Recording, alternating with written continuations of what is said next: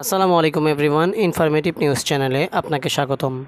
কয়েকদিনের জন্য বিদেশ গিয়েছিলেন ওপার বাংলার অভিনেত্রী পায়েল সরকার।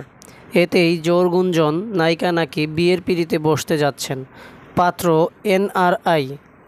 বিয়ের কথা পাকা করতেই নাকি তিনি বিদেশ উড়ে গেছেন।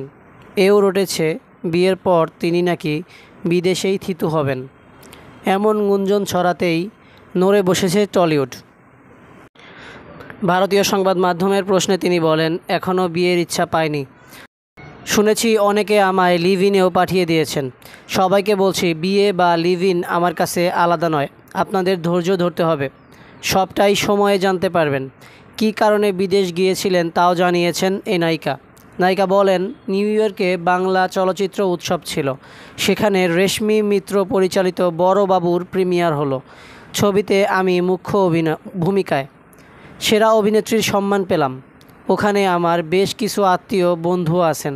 ওদের সঙ্গে সময় কাটাবো বলে বাড়তি কিছুদিন হাতে নিয়ে গিয়েছিলাম। ব্যাস, রটনা শুরু। প্রবাসী বাঙালিকে নাকি বিয়ে করবেন না জানিয়ে এ নায়িকা জানান, কলকাতার পাত্র তার জন্য উপযুক্ত। সব নিয়ে আপাতত মাথা ঘামাচ্ছেন না তিনি। যেমন আছেন তেমনই থাকবেন, চুটিয়ে কাজ করবেন। কাজ নিয়ে কথাও হচ্ছে অনেকের সঙ্গে, যেমন সামনে মুক্তি পাবে নজরবন্দি। এটিও নারীকেন্দ্রিক ছবি। তার আশা, আবার অরণ্যের দিন রাত্রির সাফল্য দেখে বাকি পরিচালক প্রযোজকেরা এই ধরনের ছবি বানাতে উৎসাহিত হবেন।